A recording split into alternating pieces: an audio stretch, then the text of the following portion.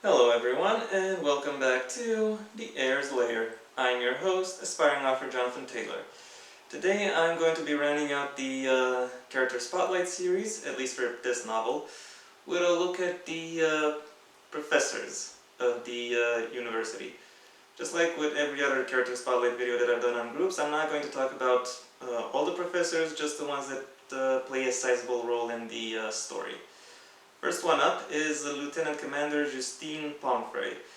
She is 35 years old, 1 meter 63, or about 5'4" for my US audiences.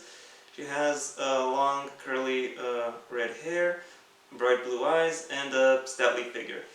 As a child, she was often prone to daydreaming, prone to holding lofty and sometimes outlandish ambitions, and just going full tilt into whatever new interest she would find. That made her clash a bit with her childhood best friend and, spoiler alert, future husband, because he was always more pragmatic and down to earth, whereas she had no problem jumping off the deep end if she thought that what she would find there would serve her purposes or prove her point. She does, however, manage to keep a solid grounding of things that make sense to her and of things that make her flourish. And surprise, surprise, that includes spending time and sharing her life with the man who was her childhood best friend. They've been happily married for the past 12 years and have 3 children together. Next one up is Brigadier Marshal Giorgio Dobrano.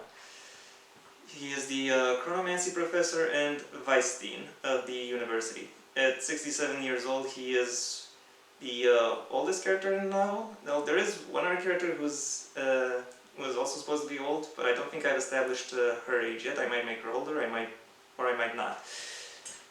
He is 1 meter 90, or about 6'3". He has short, thinning gray hair, pale blue eyes, and a very slim figure. He became a widower during the war.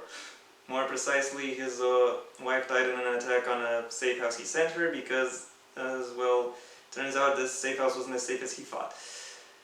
Also, his oldest son was one of the last casualties of the war, and his surviving son, who I mentioned in this video right here, doesn't really take to his help or his advice. So yeah, life hasn't precisely been kind to him, but he doesn't really show it. He maintains a very calm and very stoic demeanor. He prefers to let his presentation and his allure do the talking for him. He does have a softer side, but that only comes out when he allows it to come out. And most of the time that occurs is when he is with his grandchildren.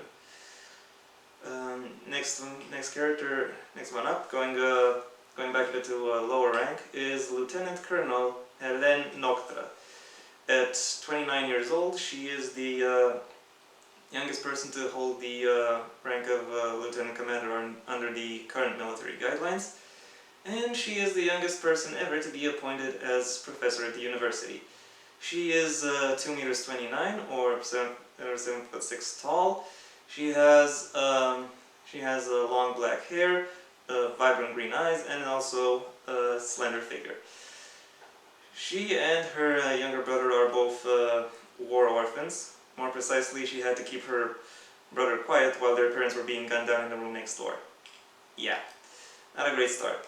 It does get better though. They were adopted by a military couple who lost their children, but that event still took its toll on her. She grew up rather quickly, and not just in size, and she learned how to remain adaptive and how to think on her feet. And given she is the only polyamorous character in the book so far, she is also quite adept at schmoozing. Then again, she did not use this. She did not necessarily use this ability or this proclivity to gain any kind of fortune. She obtained her current rank through diligence and proficiency alone, because yes, she is in fact that good. Last but not least is the dean of the university and the history professor, Lieutenant General Nicolo Perosa. He is 63 years old, 1 meter 85 or about 6'1". He has brown eyes, gray hair, and a similarly colored bushy mustache, and a stoutly figure. Just like the vice dean, he also became a widower during the war, and more precisely, he actually became a widower after the exact same attack.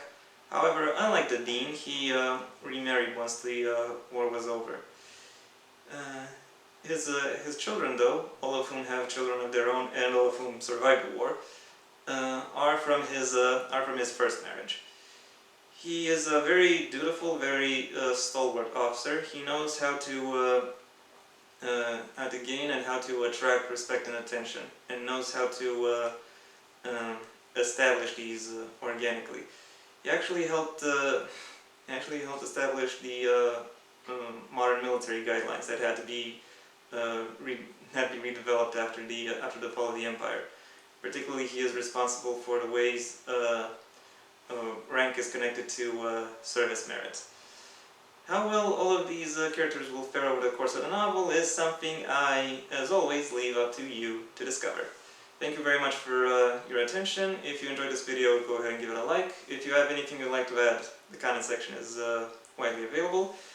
And if you want to see when the next video, the last one of this very messy year, comes out, then you can go ahead and subscribe. Maybe also ring the bell or do whatever else YouTube will require of its users.